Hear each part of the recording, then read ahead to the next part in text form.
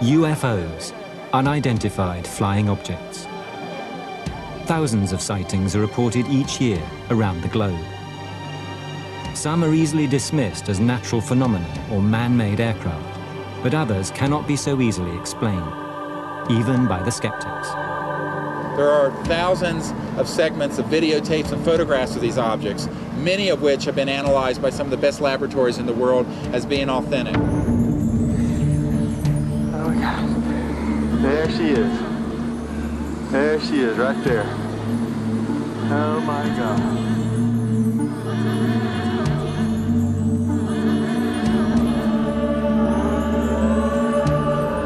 Look, look, look, drop! Look, look, look, look!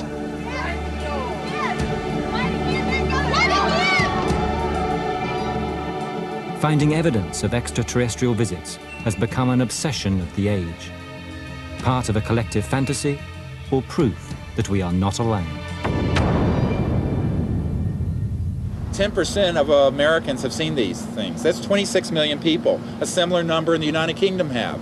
I personally, really I'm a doctor from North Carolina. I do emergency medicine, but I'm interested in this because when I was quite young, I saw one of these things in broad daylight. Silent metallic disc floating along. No question in my mind, these are real.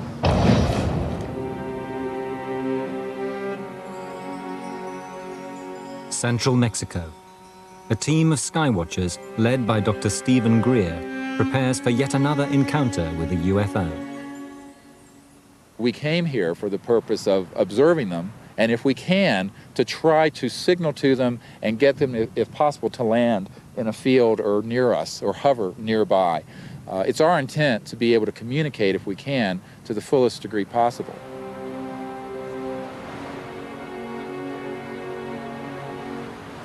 Night scopes, and they magnify the ambient light about 30,000 times. So in other words, at night when the starlight and you have no moon, it magnifies the ambient light. And frequently, if we see an object that we're wondering if it's extraterrestrial in origin, we'll be able to get a good fix on this and see if there are any aviation lights on it or anything. And it's very, very sensitive. And we have a 1,000,000 candle power light for nearby signaling here. We set these strobes out during the event in Mexico. One thing I didn't share with you, which is very important, is that it illuminated the whole leading edge of this huge triangle. You can imagine a massive triangle the size of 3 football fields. The whole leading front edge of it became a light that was lining out when we did this.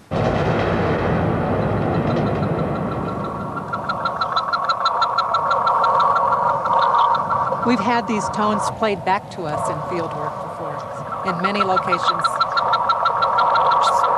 They just come through, they'll come through a circle like this, and you'll hear this doo-doo-doo-doo-doo.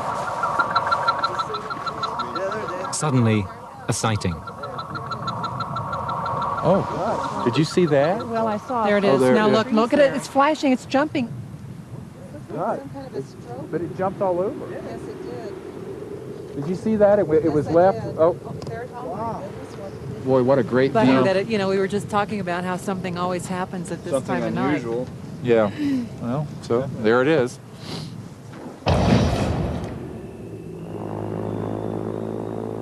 Seeing UFOs may now be routine for some, but it's only in the last 50 years that it's become such a habit. It all started one afternoon on the 24th of June, 1947. Kenneth Arnold, a private pilot, was scanning the Cascade Mountains in Washington State, USA, looking for a crashed transport plane.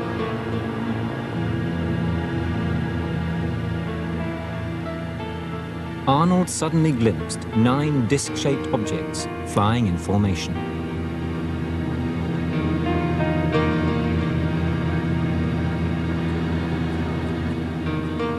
When Arnold reported his sighting, a journalist coined the term flying saucer. They seem to kind of weave in and out right above the mountaintop. And I would say that they even went down into the canyons in several instances, probably 100 feet. To my knowledge, there isn't anything that I read about that would go that fast. As news broke of the UFO sighting, thousands of people began to see strange lights and objects in the sky.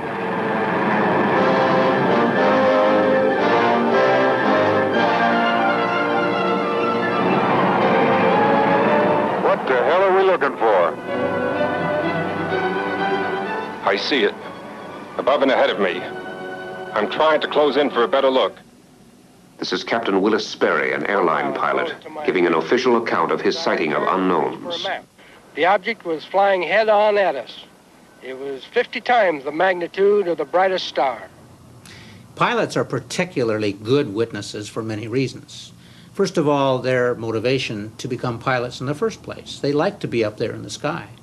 They like to be in control. They have command authority. And for a senior captain of an airliner, for instance, he has to make proper judgments at all times. A psychologist who specializes in perception, Haynes has spent 10 years collecting pilots' accounts and photographs of UFOs. When something strange happens, they can evaluate it. They don't just accept it blindly. And because their career might be on the line, they won't report something unless they've already thought through the possibilities of what it might be. And if they've eliminated everything else and they're left with a UFO, then they will report a UFO.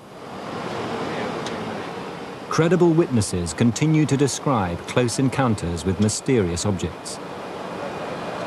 We're inside the cockpit of a Boeing 737 over the southern Andes of Argentina. The UFO was here, static. Initially, we thought it was moving towards us. But as we got closer to a turning point, the lights on the UFO became brighter.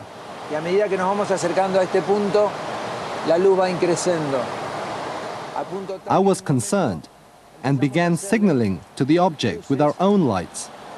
The lights on the UFO then dipped, as if it was responding to us.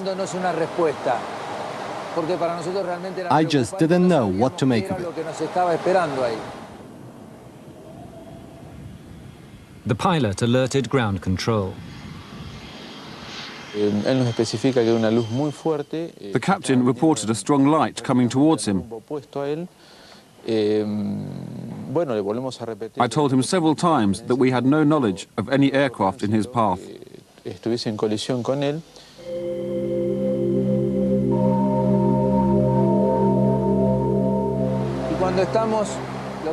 As we were preparing to land, just before touchdown,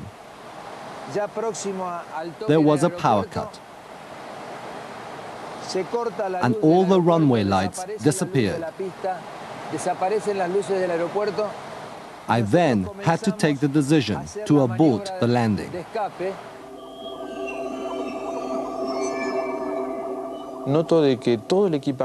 Suddenly, all the equipment in the control tower goes crazy. The wind gauge goes out of control.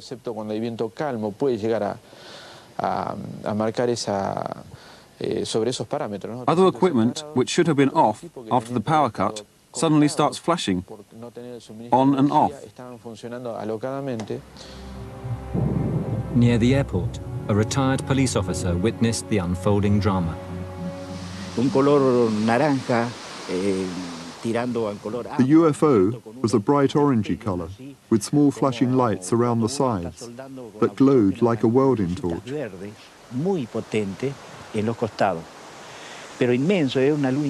It was a huge light that glided off towards the lake.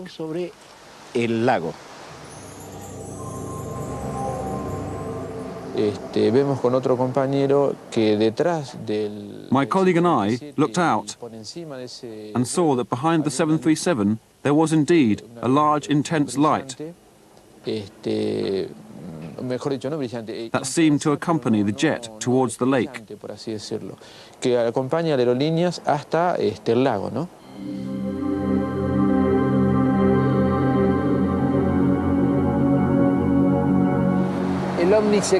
The UFO appears to be waiting for me, hovering above the middle of the lake. It allows me to fly over it, and then it glides off over the mountains. That's when it disappears.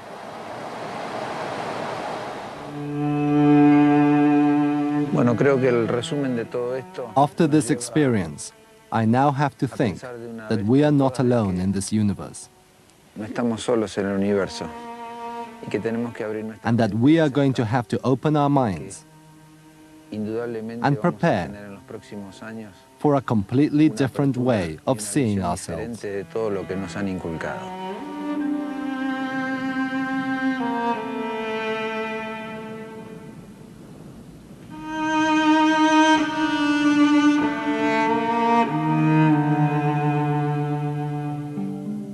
The files of documents describing UFO sightings by pilots increase every year.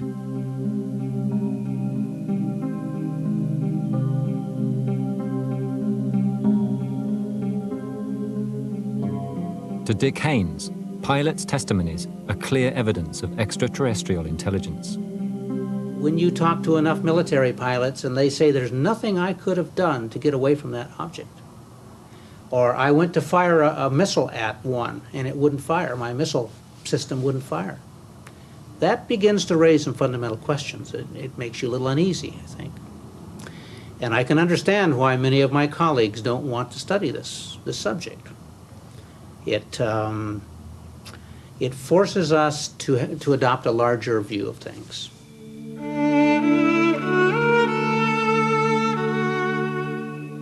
But now we don't just have to rely on the credibility of witnesses. Skywatchers are armed with a new weapon, the camera.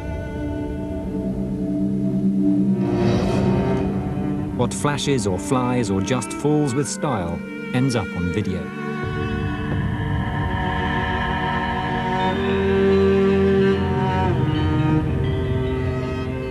The skies above Bonnie Bridge in Scotland, scene of the most recent wave of sightings in Britain.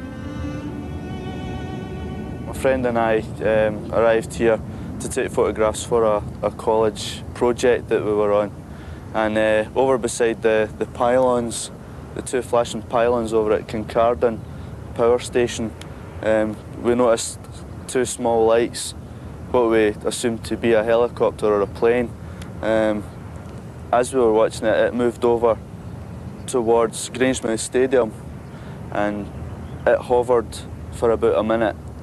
And then what we noticed was the lights, what we thought were turned off, actually the object turned round and the lights were on the other side of it. And from there, what happened was it tipped and swooped and then flew directly over our heads. And I pointed the camera up to the sky and pressed the button, and the photograph that I did actually get was quite spectacular. 2 miles away, the Malcolm family has been plagued for months by strange fluttering lights in the sky. We were driving along this main road just behind me, and my dad pointed out the car and he says, "Look, what's that? It's in the farmer's field." So I stopped the car and the two of us jumped out and we looked at this object. It just appeared out of no place, and it was like the size of a jumbo jet. I mean, you can't really explain the shape of it because it was so light. It was a brilliant white light in it, and you couldn't get a shape in it. It was possibly about jumbo jet size, eh? Oh, it was massive. And it stopped again, and two white sphere objects came out the side of it, and one especially came really close to the car, and that, I must admit, caused a slight panic. The next thing, the two smaller objects went back into the bigger object, and it just totally vanished. I mean, it didn't go up or down or sideways, it just like disappeared. This is one of the many videos of a UFO filmed by the family.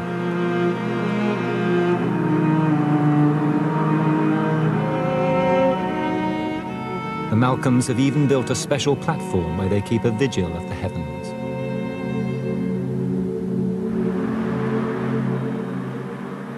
The Malcolms' first encounter. A light chased the eldest son, Neil, on his way home one night. He rushed terrified into the house. One of the family caught the light on video. To this day, Neil is disturbed by the incident. He's terrified. He'll not talk to anybody, really, about anything. Well, I think one, he feels silly, and two, I think if he doesn't get involved, maybe didn't really happen at all. Out of sight, out of mind. You know, That's maybe he doesn't want to know, so maybe it'll go away. But it's not going to go away, it just keeps coming back. All we've seen is weird objects flying about in the sky. Lights doing various acrobatics in the sky, like going side to side, up and down. No aircraft could do any kind of things. And basically all we want is somebody just to turn around and say, right, there is something happening, and just explain to us what it is, and then fine, we'll back off, no problem. It's just somebody's definitely an aircraft they're testing out or whatever, we don't know. What could these lights be? Neil finally agreed to describe what happened. It was huge, far bigger than the car, and so I just came flying down the road, came into the yard, and it was absolutely massive. So I jumped out the car, and it was still hovering above the yard. So I ran in and told the rest of the family. They all thought I had been in a crash or something, the state I came in. And then they all ran out. I says, it's still there. I says, come out and see it. So they all ran out. And sure enough, there it was, still there. What was it? I have no idea. I have no idea at all. Since 1990, over 2,000 people in the Bonnie Bridge area have reported sightings of UFOs, making them an issue for the local council. A lot of people that came forward initially were ridiculed, and these people have great courage, but they're still seeing these objects in the sky, and they're looking for an answer. And me being the local councillor, they think that I can provide it, and unfortunately I can't. But I'm trying hard to bring somebody forward like the Ministry of Defence or somebody that's got the expertise to come into the area and provide an answer to all these things that's going on.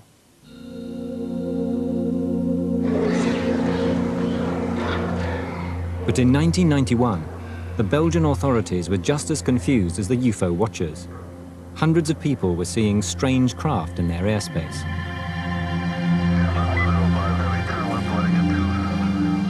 The Belgian Air Force scrambled fighter jets to intercept the unidentified craft that appeared on radar screens only to vanish.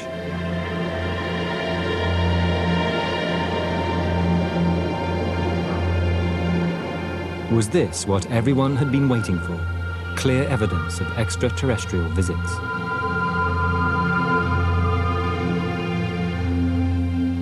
Perhaps not.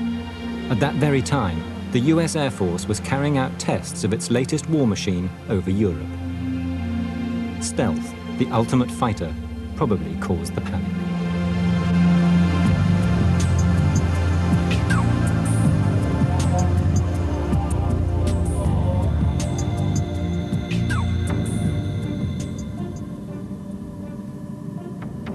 In Nevada, USA, photojournalist Mark Farmer isn't waiting for official answers.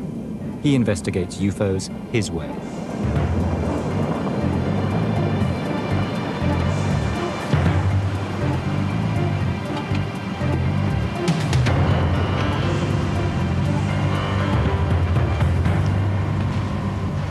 I'm Agent X, and I'm here on a dirt strip in Alamo, Nevada. I'm about ready to take an airplane out to Area 51. Take a look inside what is America's most secret air base.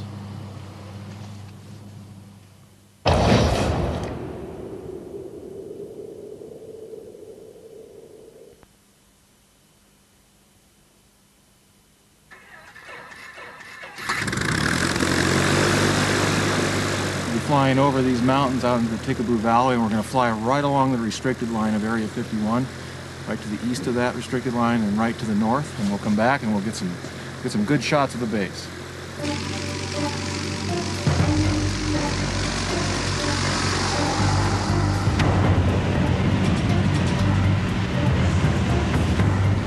Mark Farmer's persona as Agent X isn't just for fun.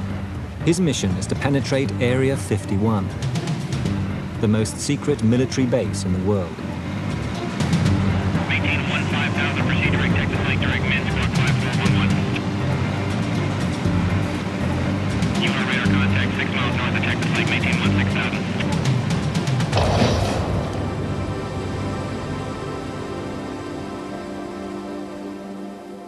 The US Air Force denies that the base even exists.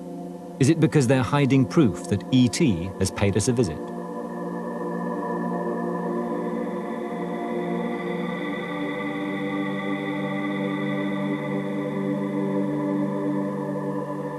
Agent X assesses his latest mission into Area 51. Even he doesn't buy all the legend.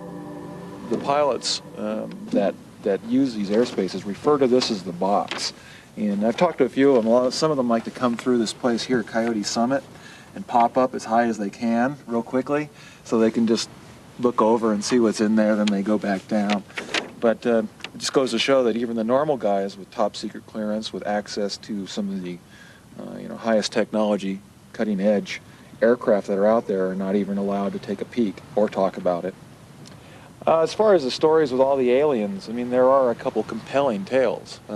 Unfortunately, even the most compelling tales and the best eyewitnesses, of which, myself, I've seen a couple UFOs out here, there's no evidence to indicate that anything is alien. There's no burden of proof here to indicate that we're reverse engineering anything, that we're in possession of alien technology, or that we're flying saucers around. It all comes down to where's the disc? For many, the disc had landed in Roswell, New Mexico in 1947. The US Air Force announced that it had recovered a crashed spaceship in a remote ranch. Hours later, they claimed it was only a weather balloon. But by then, it was too late.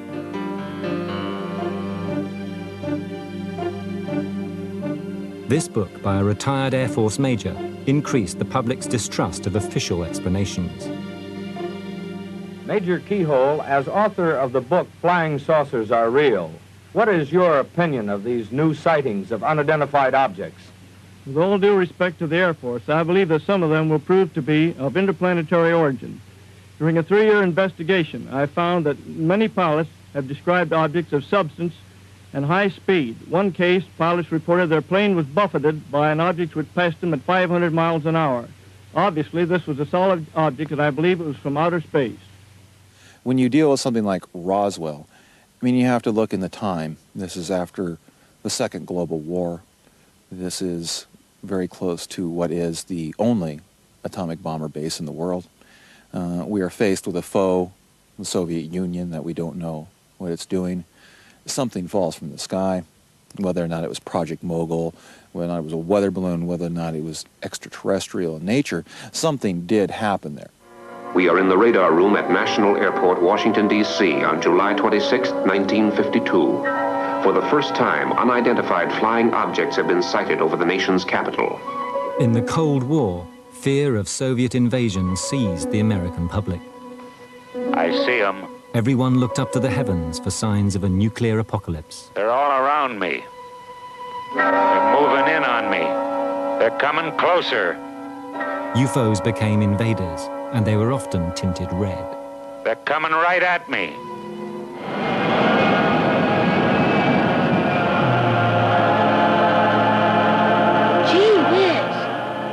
Invaders from Mars. He saw them land from outer space. He saw them capture innocent people only to destroy. Invaders from Mars, capturing humans at will for their own sinister purposes, turning them into diabolical instruments of destruction.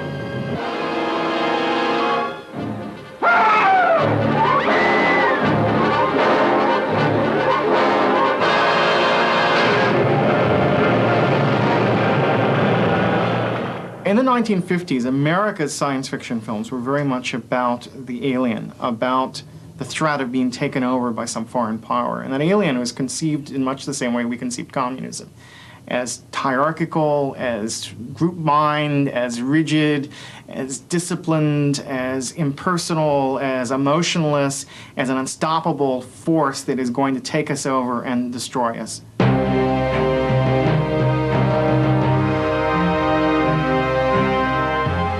In the communist Soviet Union, the military were also obsessed with the threat of invasion. Today, top military personnel can reveal that UFOs were sometimes mistaken for a US attack. Zvozny, a town for cosmonauts and their families. Colonel Marina Popovich was a test pilot at the height of the Cold War.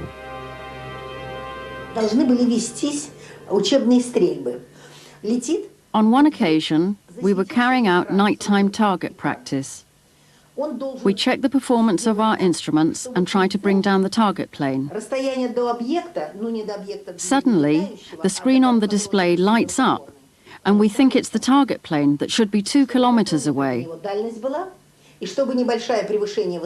As the sights are being aligned, the screen lights up again, but this time the object is huge and really bright, and it's moving straight towards us. It could not have been the target plane, and for a moment we were about to open fire. We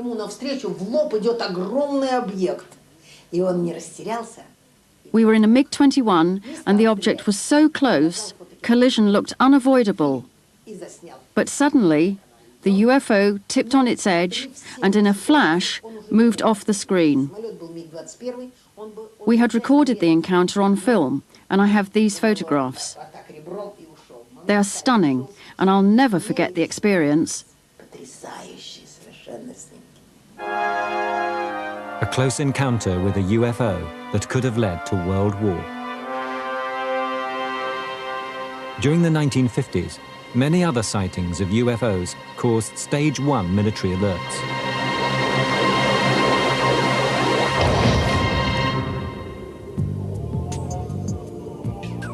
The Cold War is over, but the USA continues to monitor space for signs of a missile attack. This is Space Command, a gigantic complex under Cheyenne Mountain in New Mexico, the nerve center of US space intelligence.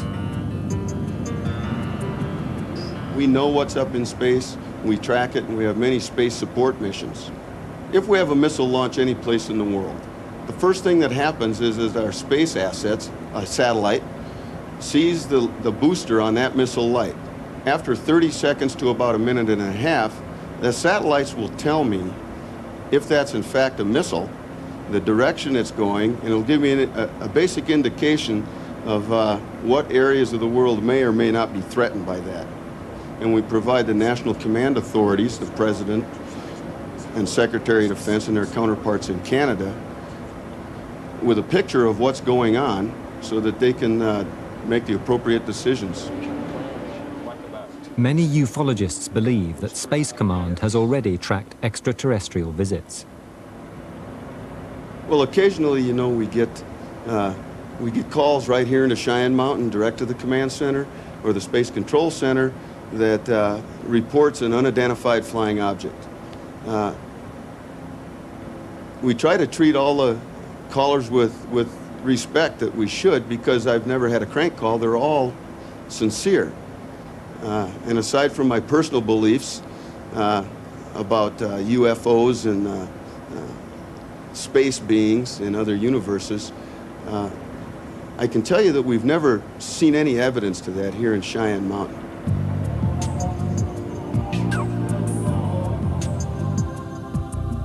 Space Command, ultimate skywatcher, peering into the immensity of space 24 hours a day.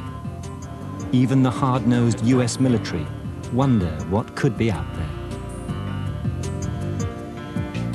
I believe that we don't know what we don't know yet, and that most anything is possible on the continuum of possibilities, and that there's a whole lot more to learn. It was only 3 decades ago that we first saw the insignificance of our planet from the black void of space. It was a giant leap for mankind, one that helped us realize there were bigger things than our conflicts on Earth. When you're breaking through the atmosphere and the sun is setting before your eyes, the colors are indescribable. You begin to feel that you're living in a fantasy world, surrounded by an unnatural harmony of color. then you forget that you are human. You simply become part of what you see.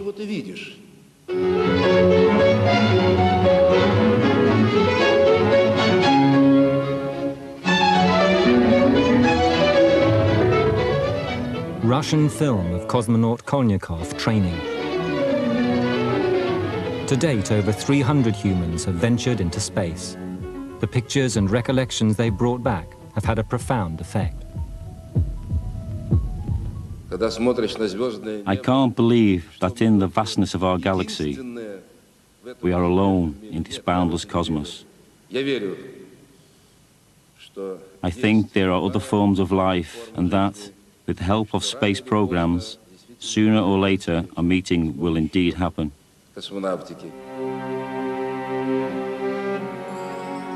Thanks to the space race, journeying to other planets is no longer a flight of fancy, but a vision of things to come.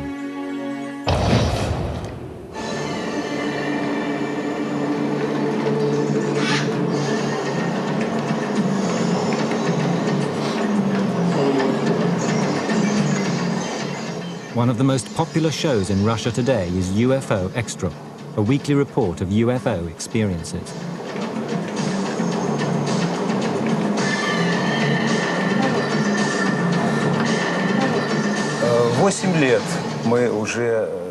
For the last 8 years since Glasnost, our program has had a great following. The general audience in Russia is fascinated by the subject and anything to do with the spiritual and the unknown.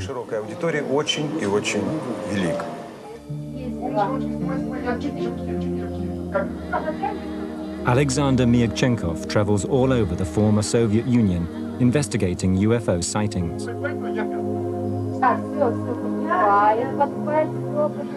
With the fall of communism and the revival of religion, UFOs are no longer seen as threatening invaders, but as spiritual messengers from the heavens.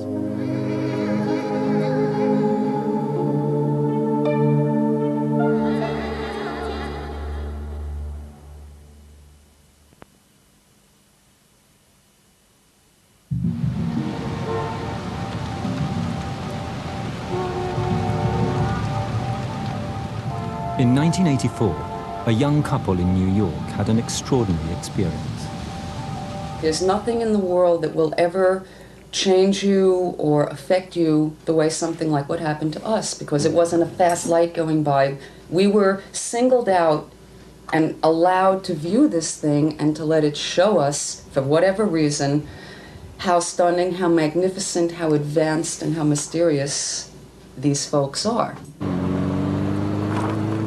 We were on the Brooklyn-Queens Expressway, and as we were heading toward the exit ramp to Metropolitan Avenue, Denise had noticed this strange red light in the sky. I really didn't pay much attention to it until suddenly the entire thing lit up, and we found ourselves standing underneath this UFO. It was the most astonishing and shocking spectacle imaginable, because we did focus and pinch ourselves and go, oh my God, this is a UFO, this is one of these, flying saucers. And it was unmistakable. It stayed there, very radiant, very beautiful, very imposing, and totally silent.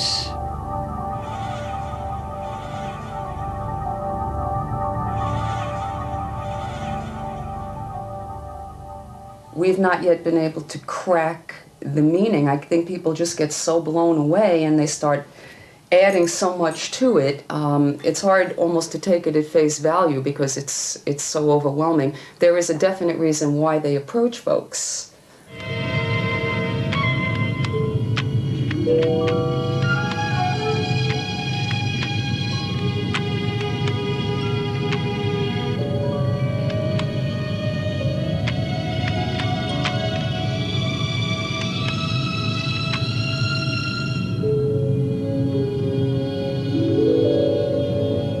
I think Close Encounters spoke to a rising need within the American society, and perhaps more broadly than that, for the mystical, for the spiritual. We've seen a breakdown of the church and its role in society, a loss of the mystical forces of the universe, at least as they were understood within traditional religion. And yet there's a hunger to touch the spiritual, to touch the mythological.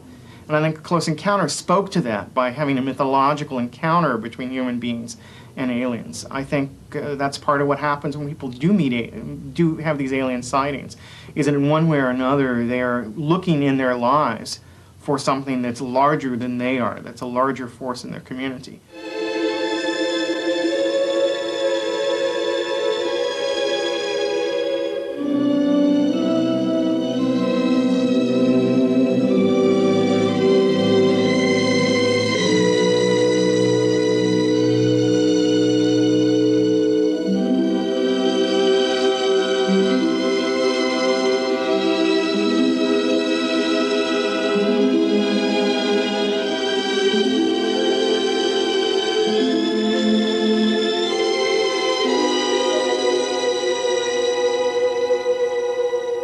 That hunger for the spiritual, I think, governs an awful lot of the various sightings and mythology around the alien, and has particularly since the 70s forward. In recent years, our close encounters have become even closer. Alien abduction. Floating along.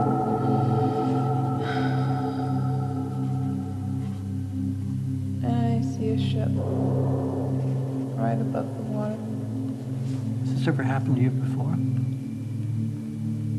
It's very familiar to me. Bud Hopkins, a successful artist and self-appointed abduction expert, is using hypnotic regression to help this woman recall her experience of alien abduction. Suddenly there's this light that opens up from the bottom. And we move into the light and we float up into the ship. The size of this is enormous, and that's one of the most disturbing things about it, because it works against its credibility even, that it can be so many people. How can so many people be involved? But when we did a survey through the Roper organization using questions that were indicative of abduction experiences. For instance, have you ever seen balls of light inside your bedroom or in your house? Have you ever lost a period of an hour or more? You had no idea where you were or how or why it happened. And we said that people would have to have said yes to 4 out of 5 of these indicator questions, these symptoms, to suggest that they are likely to have had abduction experiences, and that worked out to 2% of the population.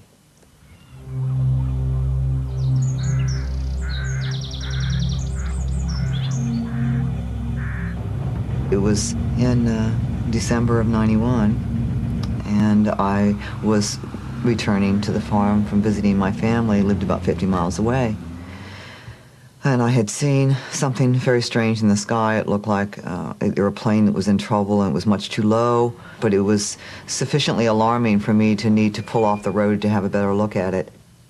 I was suddenly then uncomfortable, and I wanted to run, but I couldn't move. In the blink of an eye, I was surrounded by light, and I remembered nothing.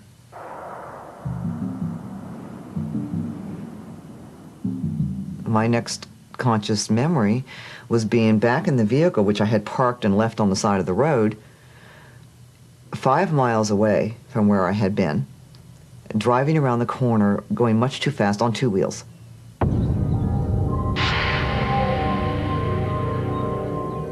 A few years ago, near Edinburgh, 2 friends, Colin and Gary, were driving along when they saw an object hovering above the road. It was black and shiny in colour. It had a distinct metallic look about it.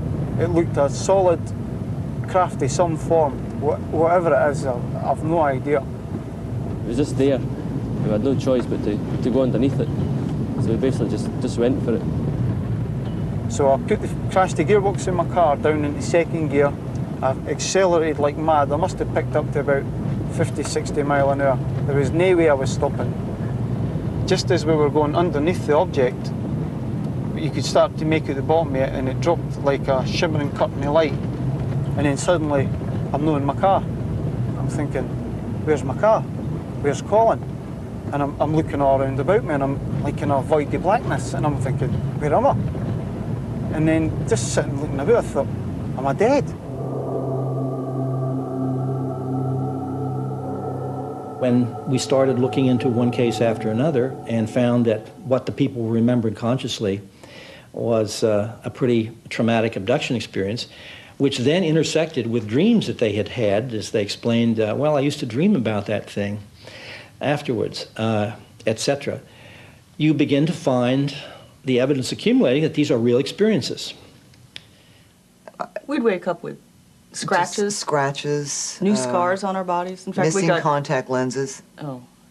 Wake up with your eyes completely shut. You couldn't open them because your corneas were scratched. Bloody noses. Yeah, a lot of blood on the pillow. We'd wake up with Bloody, grass in the bloody bed. ears. Dirty feet when you knew you'd taken a shower the night before. It's wonderful. Oh, you would deal with it. In Virginia, Beth and Anna contacted Bud Hopkins.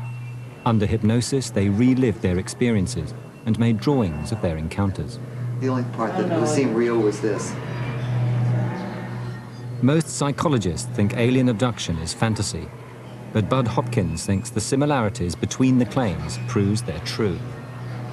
The figures turn up, small figures with large heads and huge black eyes.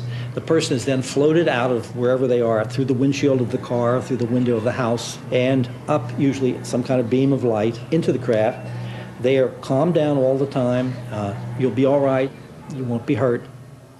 They're put on a table, and there's a systematic series of physical procedures that take place that finally end up concentrating on the reproductive organs, especially removing ova samples from women and sperm samples from men. In Scotland, Colin and Gary also underwent hypnosis. And I saw these three creatures coming up towards the vehicle of the car. And I couldn't move. And I just absolute terror in my face. And then suddenly I'm in some form of place, like a room or somewhere, and I'm on a platform. And I could see that I had no clothes on, and there seemed to be these creatures. There was small ones and big ones, and it's like they were interested in the physical aspects of my body. I have memories of the aliens taking fetuses from my body, of showing me the fetuses. They are obviously children of some sort. They do not look wholly human. They do not look wholly alien. There's a possibility they could be some sort of species cross, although with what I know of biology, that makes it hard to accept that. But I also believe that they may be thoroughly human, but genetically altered in some way. Genetically altered in some way. And just raised, gestated outside the womb. At Harvard University, Professor of Psychiatry John Mack has invited controversy and ridicule by taking alien abduction seriously. If you meet with the people themselves, you realize that they're people who are quite healthy. These ideas, even though they're outlandish to us, they are distinguished from delusion by the fact that the people themselves question this. They doubt it. They have an appropriate attitude toward the phenomenon. If it's a fantasy, it's the wrong fantasy. I want a fun fantasy. I don't want one that scares me, and I don't want one that I can't explain, and I don't want one that I can't tell my next-door neighbor about. We have to get over the ridicule, the automatic dismissal of this, and we have to be open-minded enough to say, let's look into it. Because if this is true, it's the biggest event in human history. I know what I saw, and I know what I saw was real. I didn't care what anybody says. I was just like an answer to it all. This phenomenon suggests, A, we're not the highest intelligence in the universe, and B, in a certain sense, we're not alone. So this phenomenon is breaking us out of that notion, but it's not the only thing that's doing that. I mean, there are increasing attention to shamanic cultures that have never felt we were alone. There's increasing emphasis on spiritual practices which take much more seriously the reality of other kinds of beings.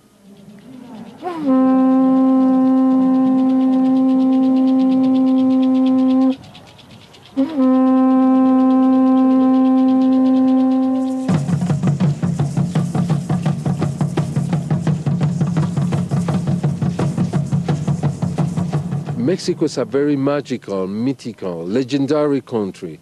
That is why probably people is more open and ready to accept that what we cannot understand now.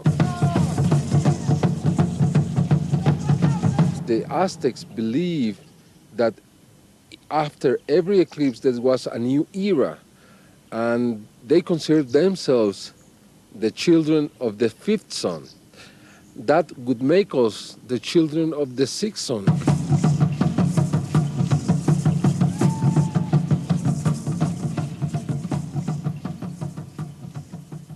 The ancient Aztecs and Mayans of Mexico believed their ancestors had been visited by extraterrestrial beings. The forthcoming eclipse would mark the beginning of the age when they would return.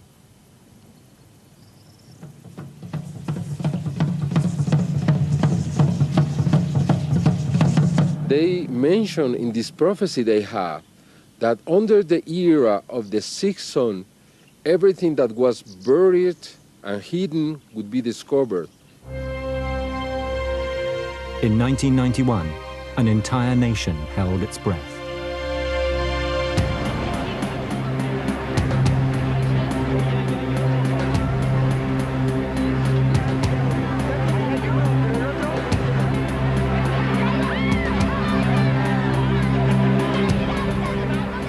In the following weeks, Mexicans reported a record number of UFO sightings.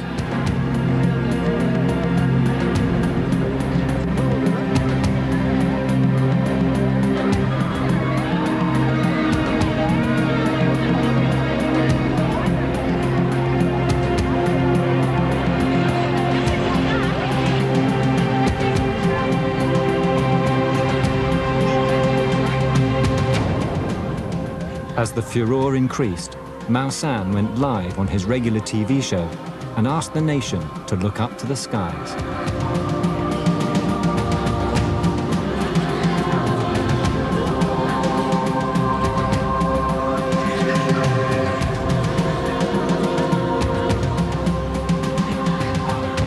It was so important, this show, that lasted from 11 o'clock at night until 10:30 in the morning without stopping. And it was a celebration. Everybody remembers that program, everybody recorded that program, and we had the full participation of the public. Nobody went to sleep that night. And then is when everything started.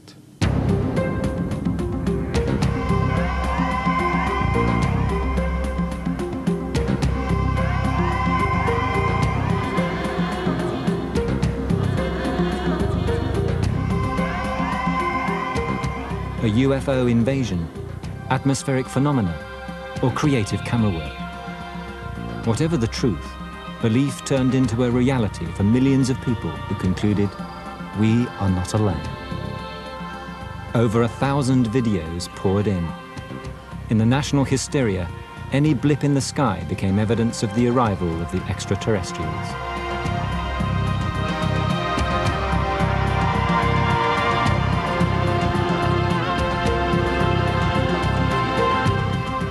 On Thursday, a new vision of the universe, teeming with aliens. Meditating Irishmen who vector in spaceships. Implants left in bodies after alien abduction. Interdimensional portholes. And the Hopi Indian dance of the universe.